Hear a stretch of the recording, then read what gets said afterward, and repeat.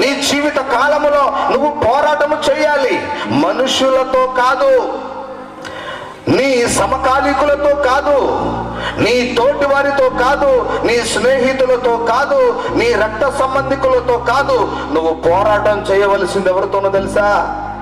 లేఖనంలో చూడండి, అపోస్తులుడైన పౌలు గారు ఎఫెసీయులకు పత్రిక రాస్తూ 6వ అధ్యాయం 12వ వచనంలో చాలా స్పష్టంగా తెలియజేస్తూ ఉన్నాడు. ఏలయనగా మనము పోరాడునది శరీరులతో కాదు. దేవుడు ఏం చెప్పాడు?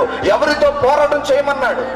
ప్రధానులతోనూ, అధికారులతోనూ, ప్రస్తుత అంధకార సంబంధులకు లోకనాథులతోనూ, ఆకాశ మండలమందున్న దురాత్మల సమూహముతోనూ పోరాడవలసి ఉంది. పోరాడుతున్నా అంటే